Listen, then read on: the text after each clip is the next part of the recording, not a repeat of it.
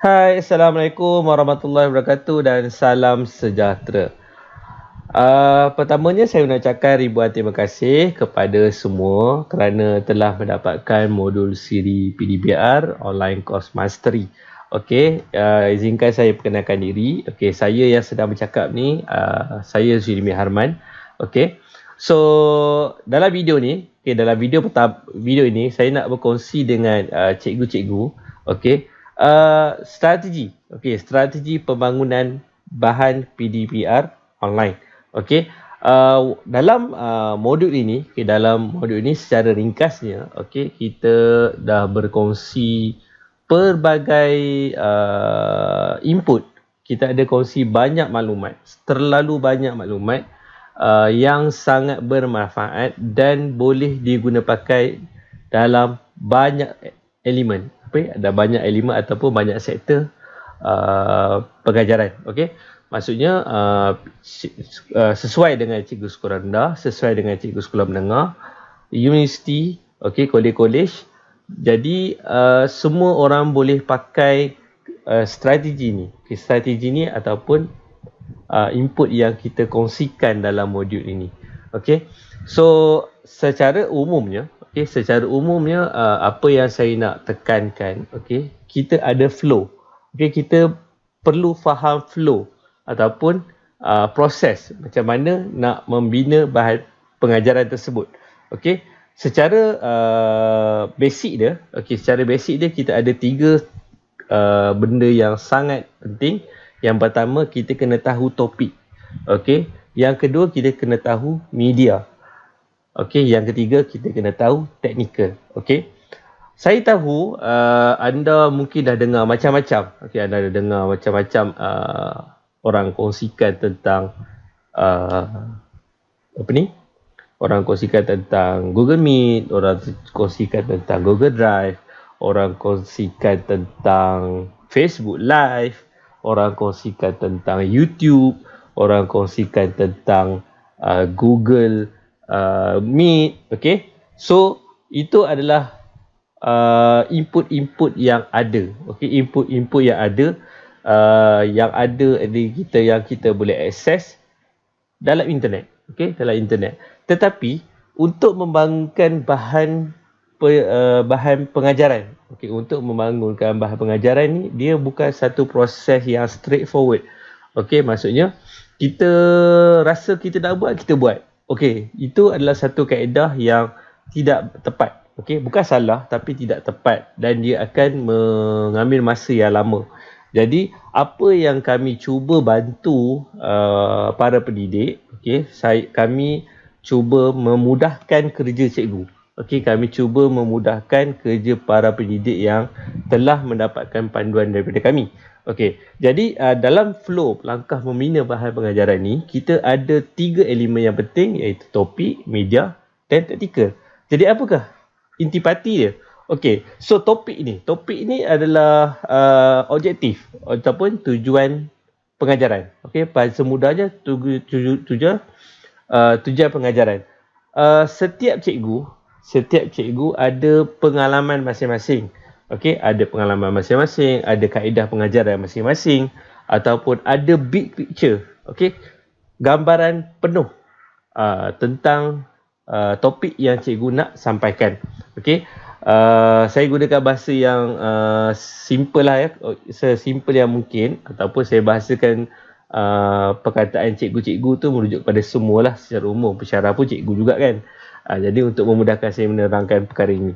Okey, cikgu semua ada gambaran masing-masing. Cikgu ada pengalaman masing-masing. Cikgu ada gambaran pelajar masing-masing. Cikgu ada gambaran expectation daripada ibu bapa ataupun pelajar itu sendiri. Okey, jadi cikgu secara tak langsung ada gambaran big picture tentang subjek masing-masing ataupun tentang topik masing-masing. Jadi mungkin secara kasarnya contohnya subjek matematik, bab 1 dengan bab 2 mungkin cara pengajarannya berbeza. Okey, tidak sama. Sebab tu kita kena pergi kepada topik. Jangan melihat subjek-subjek itu secara terlalu besar. Okey, secara terlalu besar. Matematik. Kita tengok terlalu besar. Jadi kita fokus kepada chapter 1. Chapter 1 matematik, chapter 2 matematik. Jadi kita akan meringankan ataupun memudahkan cikgu untuk membuat keputusan dalam flow yang seterusnya. Okey. Sebab tu cikgu kadang-kadang perlu membuat breaking point, okay? Ataupun bukan breaking point, dia macam panggil break the rule. Okay, break the rule. Kadang-kadang kita terpaksa mengajar mengikut flow yang berbeza dengan buku teks, mengikut kesesuaian. Okay, mengikut kesesuaian. Bukanlah saya maksudnya saya nak cikgu-cikgu breaking the point, okay, ataupun break the rule. Okay, tapi kadang-kadang kita perlu lakukan perkara tersebut untuk memudahkan pengajaran. Sebab cikgu ada pengalaman masing-masing, cikgu ada kemahiran masing-masing. Cuma sekarang ni kita perlu ubah. Sebelum ni kita mengajar di depan pelajar-pelajar secara fizikal, okay, gunakan slide ataupun menggunakan whiteboard. Cuma kita kena berubah. Dalam situasi sekarang yang kita perlu ada menggunakan kaedah yang baru. Okey. Jadi cikgu ada gambaran masing-masing. Macam mana cikgu bayangkan macam mana cikgu mengajar sebelum ni. Cuma persepsi dia adalah berbeza, di mana cikgu kena bayangkan macam mana cikgu melihat pengajaran cikgu tu sendiri. Itu dia. Okey. Cikgu dah ada gambaran tentang pengajaran cikgu. Cikgu dah ada gambaran tentang anak murid cikgu. Cikgu dah kenal ciri-ciri anak murid cikgu. Cuma cikgu perlu ada pendekatan sedikit berbeza, di mana cikgu kena berada di kedudukan anak murid itu sendiri. Macam mana cikgu melihat pengajaran cikgu kena duduk sebagai anak murid. Okey, itu adalah big picture. Okey, big picture yang cikgu perlu gambarkan. Perlu kenal pasti. Okey. Jadi, step yang seterusnya kita kena ada media. Okey, kena ada media yang jelas.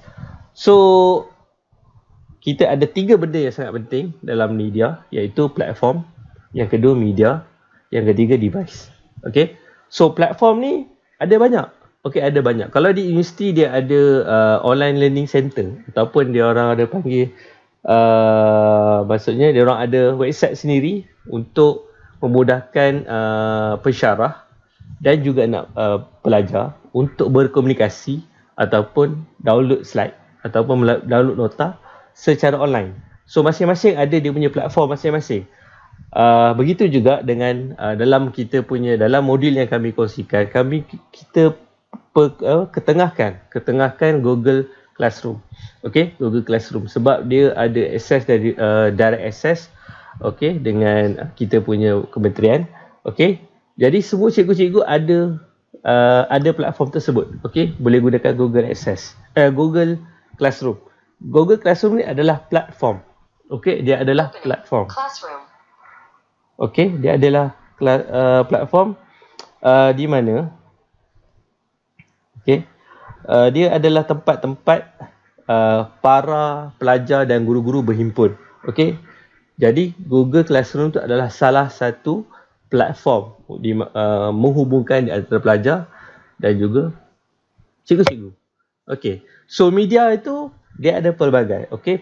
Contohnya kita akan di dalam konteks PDPR ni kita akan banyak menggunakan gambar, kita akan banyak menggunakan video, kita akan banyak menggunakan tools online ataupun tools yang kadang-kadang mungkin ada benda yang diorang terpaksa beli juga, okey, mengikut subjek masing-masing, dan mungkin juga ada kalanya tidak perlu, cuma kita menggunakan features yang ada di luar sana untuk digunakan sebagai bahan tambah ataupun media yang akan digunakan dalam pengajaran. Okey.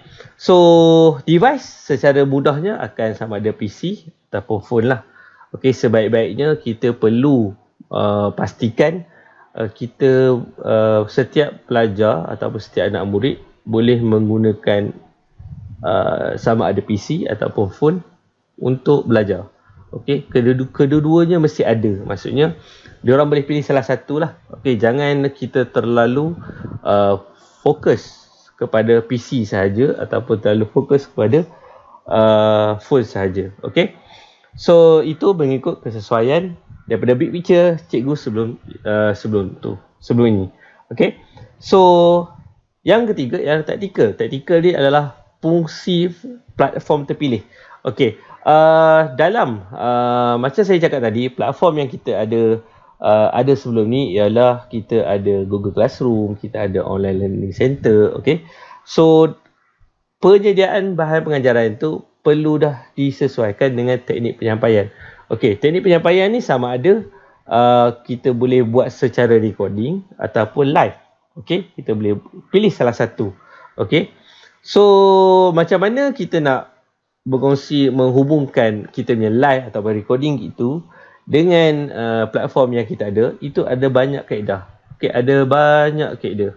Kita boleh share link Google Drive, kita boleh share Google Meet, okay. So benda-benda tu dia adalah tools, okay, tools. Jangan salah faham, YouTube, Facebook,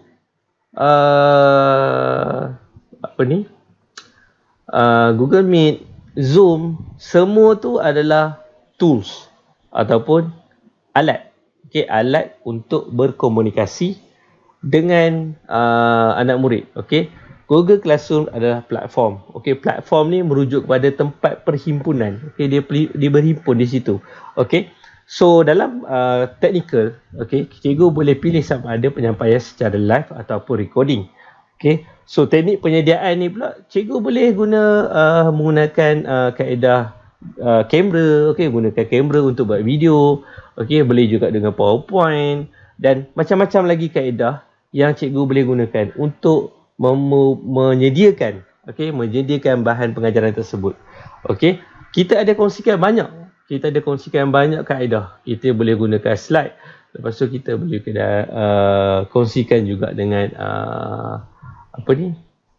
Nearpod, okay, macam-macam. Kita ada banyak kita guna. Kalau nak gunakan video, saya dah sediakan macam mana nak gunakan video. Okay. So benda tu adalah tools yang cikgu boleh gunakan untuk menyediakan bahan pengajaran cikgu. Okay. Yang ketiga ialah teknik komunikasi.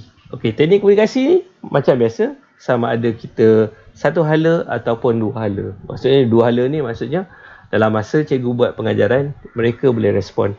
Tak kisah sama ada live ataupun recording, mereka boleh berlaku dua komunikasi. Okay. So itu adalah teknik ataupun kaedah komunikasi yang cikgu pilih untuk penyampaian. Okay. So yang ketiga, balik kepada teknikal tadi, media tadi, kita kena ada device. Okay, sama ada pakai PC ataupun phone ataupun apa-apa device tambahan yang diperlukan, okey, mengikut kesesuaian pengajaran masing-masing ataupun subjek masing-masing. Okey, so cikgu kena faham. Okey, saya nak memperjelaskan PDPR ni adalah satu benda yang bukan sekadar buat slide. Tak. Okey, dia the big picture ya. Okey, the big picture dalam PDPR sebenarnya dia ada 3 benda yang sangat penting. Okey, topiknya, medianya dan teknikalnya. Dia macam tu. Dia adalah satu big picture, satu benda yang sangat luas. Okey. Kejayaan PDPR tu tidak terletak pada teknikal sahaja. Dia tidak terletak pada media sahaja, dia tak terletak pada topik sahaja. Okey. Sebab dia adalah satu proses yang sangat besar.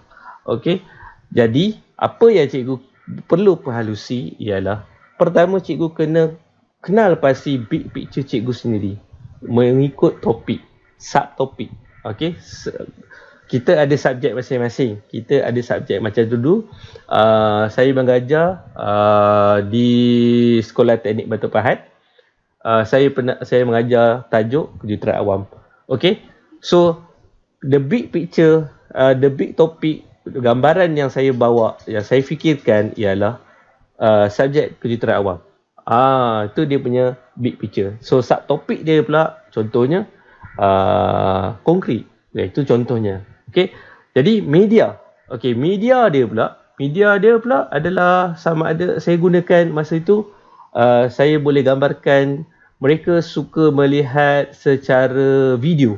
Jadi saya gunakan video untuk menggunakan sebagai bahan media yang saya gunakan.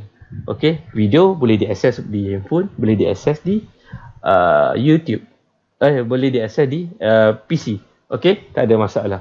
Kemudian teknikalnya macam mana pula? Okey, contohnya teknikalnya saya gunakan Jamboard, okey, untuk paparkan gambar ataupun video. Saya paparkan video dalam saya punya pengajaran. Kemudian mereka boleh respon saya punya persoalan, ataupun saya tinggalkan soalan-soalan yang mereka perlu jawab, dan kemudian mereka boleh tinggalkan jawapan di Jamboard. Itu adalah contoh macam mana kita nak buat komunikasi secara dua hala ataupun satu hala menggunakan media yang kita pilih dan teknikal yang kita pilih. So itu adalah satu the big picture. Okay, the big picture yang kita perlu faham. Okay, bukannya bermaksud bila kita nak buat pengajaran, kita go straight pada contohnya Google Meet sahaja. Okay, kita go straight pada slide saja, kita go straight pada video saja dan kita terus buat. Tak, kita kena tahu the big picture dia, macam mana gambar anak murid dia, dan kita kena duduk, kita kena bayangkan kita adalah anak murid itu sendiri. Okay, jadi kita kena tahu kat mana yang kita kena sedar ataupun identify kat mana bagaimana cara yang diorang boleh respon. Okey, tak semestinya budak darjah 1 paling senang memang dengan handphone lah. Memang tak boleh buat, memang diorang memang suka. Diorang memang suka main dengan handphone. Jadi apa yang kita teknikal yang kita akan pakai akan dipilih berdasarkan pelajar itu tadi. Okey, kalau diorang suka pakai handphone, jadi kita kena pakai teknikal-teknikal yang diorang boleh respon terus daripada handphone. Okey. So ada banyak yang kita kongsikan. Kalau cikgu go through balik kita panduan yang kita dah sediakan, dan kita akan update dari semasa ke semasa, memang kita ada sangat banyak taktikal yang kita kongsikan. Okay, sangat banyak. Mungkin cikgu tak perlu tengok semua, tapi cikgu boleh go through one by one secara asas. Kemudian cikgu boleh adapt dengan cikgu punya planning. Okay, ataupun cikgu punya langkah membina bahan PDPR. Okay, so itu saja saya nak kongsikan dalam video ini sebagai introduction kepada kita punya modul. Okay, so kami harap, okay, saya Zulmi dan Fahmi berharap, okay, perkongsian daripada kami ini dapat meringankan beban.